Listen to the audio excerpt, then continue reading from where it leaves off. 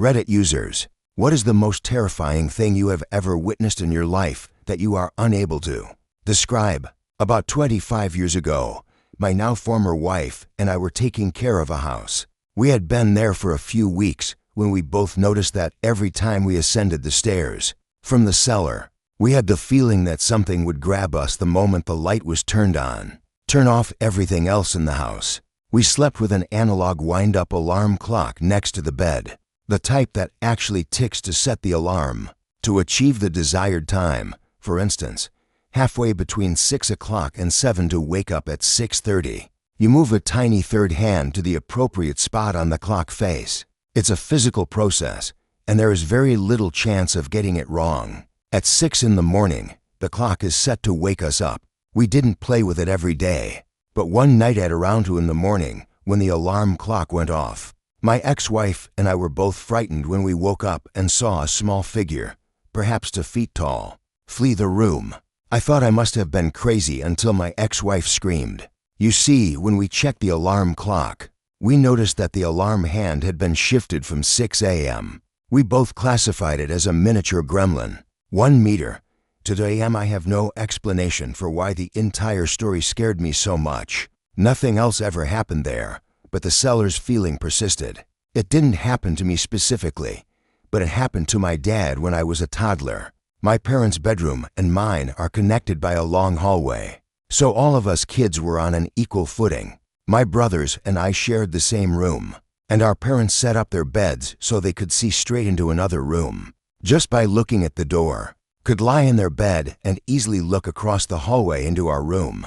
So one night my dad looked into our room from his and saw that an ugly dark face, upside down, was peering from inside our room on the top side of the door frame, staring back at my dad across the hallway. Skeptical, he assumed he was just seeing things, but my mom asked, when I was 9 years old. I was riding my bike down a rural road when I discovered a garbage bag full of red sludge and white sticks. I thought it was blood and bones, but I had a very PG childhood. And I had that one incident where my dad ran into our room as soon as he saw it from the kids' room and found nothing there. I had no comparison because I had never even seen fake blood and bones. I told myself it wasn't what I had assumed it was because, after all, why would there be a ripped-open garbage bag full of blood and bones? 2 days later, I thought, look again, and if it is what you think it is, tell a grown-up. I rode my bike back to the area, but it was gone. I'm old enough now to know it was blood. I have a disturbing story that somewhat relates to yours. Back in 2013, I was going for an hour-long run down a gravel road that was a fairly well-known rural rail trail, but it wasn't very busy. The closest parking spot was a couple of miles away at Bones. Have you reported it since you never know what could help in solving cold cases? Yes, I did so when I was in my 20s. At that point, as I'm making my way back to my car, I notice a man approaching from a distance. As I get closer, I can see him better, but something doesn't feel right. He's an older man, possibly in his 70s, and he appears clean and not homeless. His skin, eyes, and hair are all gray, and he's wearing an all-gray sweatsuit. He's been grinning the entire time. He's walking down this path with a full-toothed smile, not a greeting, and a full black plastic bag slung over his shoulder. As I approach, I start to feel really uneasy, and then I start to feel sick. Maybe 20 feet away, I wave hi, but he's still in the middle of the trail, still smiling, and hasn't changed his response to my greeting. I want to run the other way, which would be farther from my car. I passed him running partly on the grass because he was still in the middle of the trail, and I almost puked because the smell was so strong I would say it smelled like death. But it was worse. I just started running, maybe to 100 meters, and when I turned around, the man was gone. It's a flat rural area, and I can see miles. This man and his black plastic bag are gone, and it still terrifies me. When I was a college student in the UK, I lived in a house with other American students who told me stories about a girl who died there. I didn't believe any of them, but it was entertaining to play along. We were all a little homesick near Thanksgiving, so we decided to have a meal together. This required some creative cooking schedules because the kitchen had small appliances. So one girl who didn't have class the next day had to find a way to get in and out of the kitchen. Additionally, to your right after entering the kitchen was a padlocked door to the cellar where she allegedly lived, and I had the only key.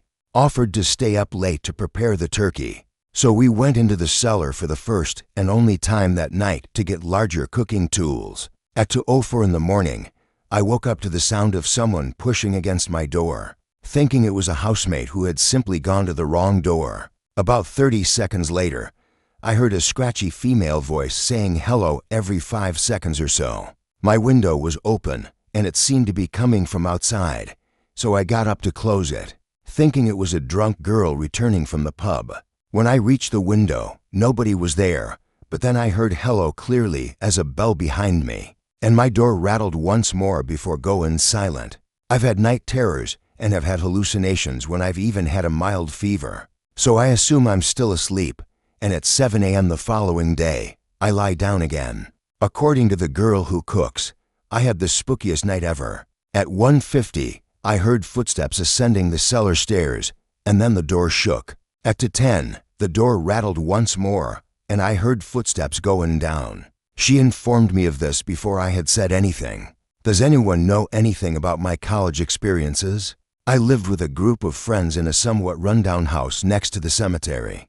It was a spooky house on a spooky dirt road in SP, and the only other house on the road was the one where my girlfriend was staying one night. She claimed to have heard footsteps coming up the basement stairs and to have stopped. We were in the living room one time when we heard the front door fly open. I went to check it out and found it bolted shut. One night, while my friend was sleeping with his girlfriend, he heard a woman scream as if she were right next to his ear. That place was eerie as, and the only possibly haunted place I've ever heard of. This isn't my story. It's my uncle's. He used to work on the London Underground, maintaining the track tunnels and other things. One day, he and 2 other co-workers went into a tunnel and stopped to do something. This man asked my uncle, "Hey, uncle's name, could you show me the way out?" Assuming it was one of his guys. My uncle turned around and shone a light on the man, telling me that he was what he would call a ghost standing there. He said, "You know the way out." I believe he was so focused on his work that he didn't turn around to see this guy. In the first place, he said, "I'm so cold," and my uncle said, I immediately felt dead cold, and the air around me dropped. Wearing an old, filthy uniform and holding a very old, vintage lamp, he claimed that he had the weird feeling that he knew this man was a ghost because he kept saying, "I'm so cold, I'm so cold." Eventually, my uncle told this man, "I don't think you're supposed to be here, mate. Can you see a light anywhere?" And he looked dead at my uncle, asking if he could help me. "I'm so cold." I don't know if the co-workers came to see who my uncle was talking to, but one of them tried to approach the man, thinking it was a joke from someone on their team, and the man simply vanished in front of them. They all freaked out and fled, refusing to return to the tunnel once my uncle and 2 co-workers did. The terrifying thing is being the guy who is caught in that situation forever. I thought that too, and I believe that's why my uncle thinks about him. Other co-workers have reported seeing this guy, and he constantly complains about how cold he is. My uncle is retired now, but he says he occasionally thinks about him. There weren't any news stories about him, so it's not like you could tell him you were dead, I suppose, which is why my uncle asked if there was a light you needed to go to. He's always claimed that strange, inexplicable things happen in the tunnels all the time. When I was around 24 or 25, I stopped by a CVS late at night. The parking lot was essentially deserted when I returned, but when I emerged, a strange-looking woman stood in the parking lot with a strange, eerie smile on her face and black eyes. I don't mean bruises around her eyes, but it seemed like her eyeballs were made of pure onyx. She didn't seem human in any way as she watched me get into my car, start the engine, etc., without saying anything or attempting to approach me. I have no idea what was going on, but it happened in May or June of that year. So I photoshopped an example of how I remember her eyes looking when I was 9 years old, riding my bike home in the evening. That freaking weird grin and those black eyeballs might have been something I could have dismissed if it had been even remotely close to Halloween at the time. I was a little scared of the dark, so I stopped at the end of the road at the bottom of the last uphill. to gather courage to bike the last section home. It was a partial moon, so it wasn't completely dark, and the road from the village was an uphill, a flat section, and then another uphill. The road lights only extended to the end of the flat section. About halfway down the hill, the person walked into the thin shadow of a tree on the road and never came back out. Just vanished. I stood there for a while trying to figure out what I just saw, and then I panicked. At the end of the uphill, I saw a figure walking down towards me. I thought I would wait until he or she got closer, because I would feel less afraid to bike in the dark if someone else was nearby, and rode down to the village, where I remained until my parents arrived by car. They tried to explain why I never returned home, saying that the person might have gone into the woods or something. But they didn't tell me because they were afraid I wouldn't be able to bike home again. My father had seen the same thing while he was walking home from work, and he had seen her as clearly as day. I read a book about local legends and discovered that many people have reportedly seen her walking down the hill and going missing halfway down for at least a century. My youngest daughter loved this story, so we've been on ghost stakeouts. She was gone when he looked down for a moment and looked up, and there were no footprints in the fresh snow. Where we buy pizza and snacks, hang out at the bottom of the hill while listening to the Ghostbusters theme song, and try to see the music Ghost. My mom was crying, and one night in our kitchen, I began to embrace her. We had a lot of my grandfather's possessions, but there was this broken. The only inexplicable thing I've ever experienced is that, while my mom was crying uncontrollably, the radio made a very loud static noise for a brief moment, and we both stared at it in silence. It was eerie, and she stopped crying because even she could hear it. The radio was on the table with other items like pictures and clothing that he had previously owned, and it didn't even have working batteries in it. After that, we both simply went to bed, and we haven't talked about it since. I imagine that if it were paranormal, it was my grandfather telling us that he was here. However, who knows? The day before he passed away, my grandfather told my brother and me that he would be waiting at the bar to buy us a beer later. Fast forward to around a month after his death, and I had a brief, seemingly brief, 10-second vivid dream that I was walking into a bar I didn't recognize, and my grandfather was there. He twirled the chair around and said, "You guys ready for that beer?" I looked right, and my brother was standing beside me. I woke up so quickly that I scared the living daylights out of my wife and dog, and I'm just freaking out and panicking. I checked my phone to see what time it was, and as I was picking it up, my brother texted me, "Hey, I just had a up dream." That's exactly what happened. Shortly after my grandfather's death, my grandma went to bed one night, and as she was falling asleep, their wedding picture fell off the wall. She vowed to keep hearing him laugh until the day she died, which was 10 years later. My best friend and I used to talk about crazy dreams, but we never gave them much thought until he told me about one time when he was between the ages of 15 and 16 and was hit by a car and died. I've shared this story on Reddit before, and I've been thinking about it a lot lately. It's not exactly a scary thing I saw, but I still wonder about it all the time. So I'll copy and paste it here. He passed away just before his 20th birthday, and he claimed to have been riding a skateboard in all black when the car struck him. He even claimed that his crush was present at his funeral and laughed about it. We were interested in conspiracies, aliens, the paranormal, and lucid dreaming, so we would frequently discuss such topics. It shook me so much that I eventually forgot about it. A few years later, after I had forgotten the dream for a while, he told me that it had actually happened. His crush was at his funeral, and he was wearing all black, just like in the dream, and he was riding my skateboard. I'm still not sure how to interpret it all. Every single detail I can recall from his dream came true, and I'm sure there were some parts he told me that I don't remember. I felt crazy and kept it to myself. I don't know how or why he saw it happen in his dream, and I wonder what would have happened if he hadn't told me. Nevertheless, I suppose I now have evidence, at least to myself, that our souls continue to exist. I just think about how I wouldn't believe this story if I hadn't experienced it myself. Has anyone ever had anything similar happen to them? My grandfather had a very vivid dream about a plane crashing into houses near Midway Airport in Chicago. I wish I knew why he had the dream and told me about it, like there had to be some sort of reason. He was among the first people at the crash site, and when he pulled open the door, he discovered that the captain had been decapitated. The following morning, he told the rest of the family about the dream, and they all joked that it would be awful because they lived nearby. A few weeks later, at 5:30 in the morning, Flight 595 crashed into houses outside of Midway, and my grandfather was on his way. He was among the first people on the scene because there weren't many people out yet. When he went to check on anyone who needed assistance, he discovered the decapitated pilot in the cockpit. I can't confirm that's how the pilot died, but the Chicago Tribune reported burning gasoline running in roof gutters, a mother swindling for her children, and firefighters gathering the specifics of the details, and the fact that he had previously told several family members about it, all of whom also remembered this story. Always frightened him and me when I woke up in the middle of the night.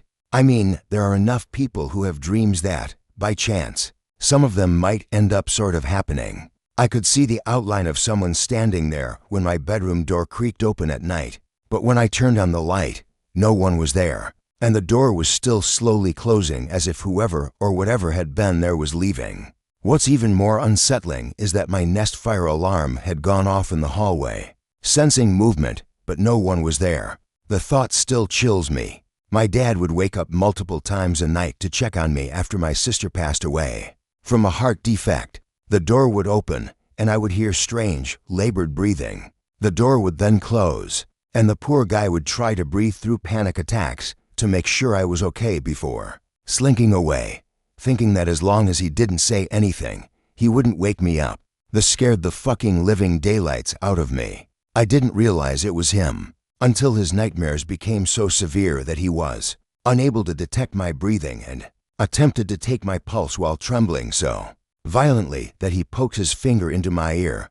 Before I was awake enough to scream, I would hear my door open and simply say, "I'm okay, love you." I'm all grown and have kids of my own, but sometimes he doesn't want to wake me up, but after more than 30 years, he still worries about working in a nursing home for years at night. And everyone always complained of strange things like noises on the top floor. I don't believe in any of that, so I was always the one who texted him at midnight or very early in the morning to make sure I was still okay. I was changing a resident on that floor one night while doing night checks upstairs, and my colleague complained that he had heard footsteps. We were in the resident room, and I had to go to the cupboard to get the bed linens at the end of that corridor. As I returned with the bed linens, I heard footsteps, as if someone was touching and opening plastic bags. I was so irritated that I looked out of the room and noticed a shadow moving across the corridor.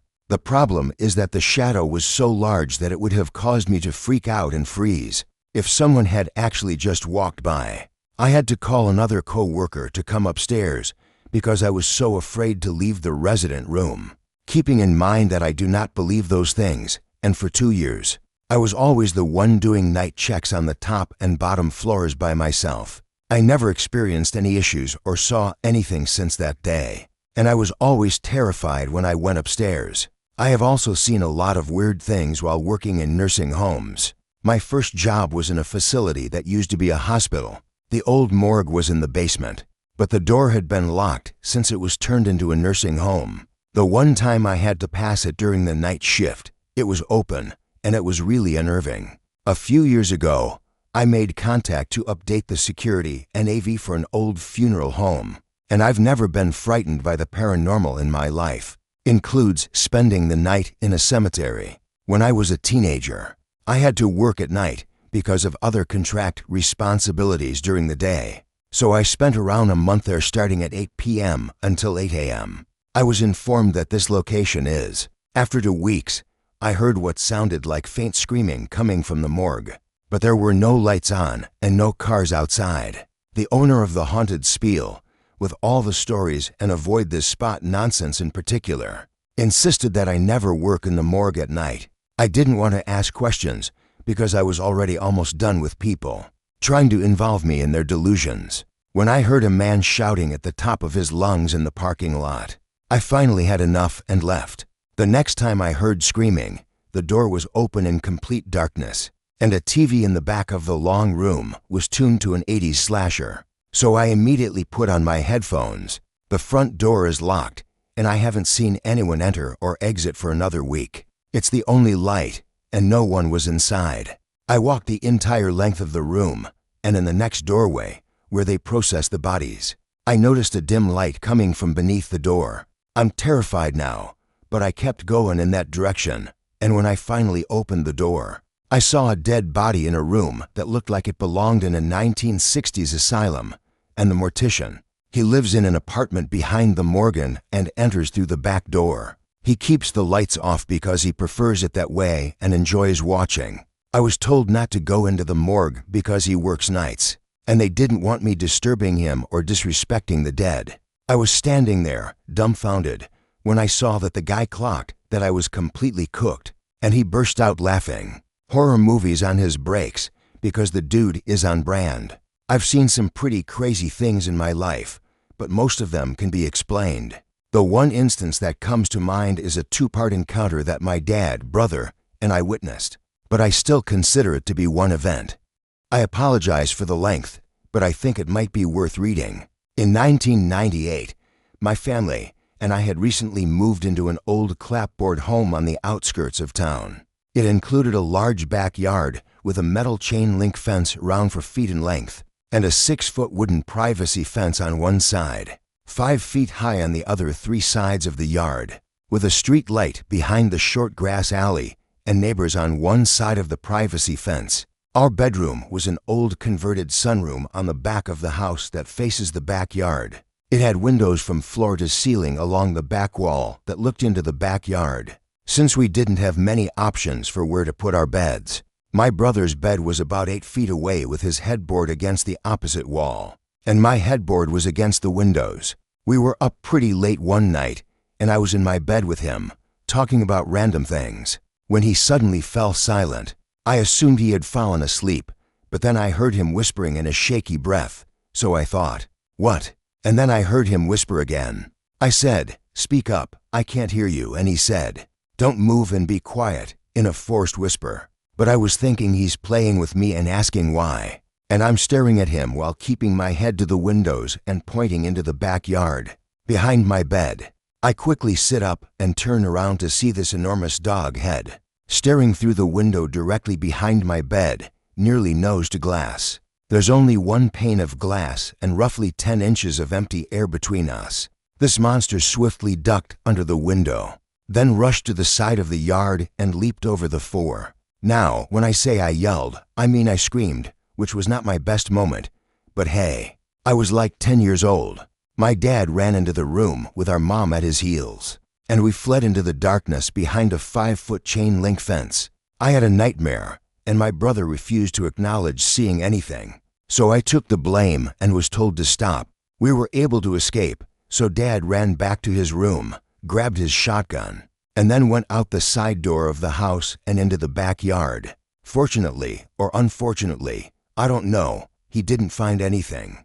I begged my parents to let me sleep in the living room because leaving the house was not an option, but they refused, so I was forced to sleep in my room. Later that night, perhaps an hour or so later, my brother and I are in our room with these floor-to-ceiling windows, completely shaken and huddled together, when we see this enormous creature crawling along the chain-link fence on all 4s. While the fence only reaches its mid-shoulder, it sniffs the ground, makes a few circles, and then hops the fence into the backyard as if nothing had happened. It then moves to the window and again puts its nose to the glass as if it were trying to see in, and we start to panic. My brother was like the entire time, but as soon as he got out of bed, we heard a loud bang and a flash of light.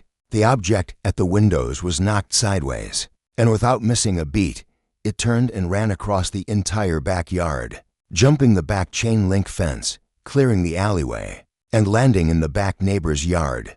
I jumped at least 15 to 20 feet, cleared their fence as if it were nothing, and ran up beside that house and into the darkness. On the other side, my dad came running around the side of the house with his shotgun in hand, making a mad dash for the side door and slamming it shut behind him while yelling and screaming. We had to leave, so that evening, my mom and I packed up and went to a hotel. We only lived there for about 6 months. and my dad was so shaken by what we claimed to have seen that he didn't even want to return. He told my mom that we were going to move the following day, but she wouldn't let us. After about 6 months, she gave in, and we moved. Keep in mind that this is in the Texas coastal plains, and there aren't any big, wild dogs here. Have stray dogs and coyotes, but nothing would even begin to describe how large this thing was. My dad claims that he used his 12-gauge shotgun to shoot it with a slug from about 15 feet away, striking it in the ribs where its vital organs are located just beneath its left arm. Nothing happened.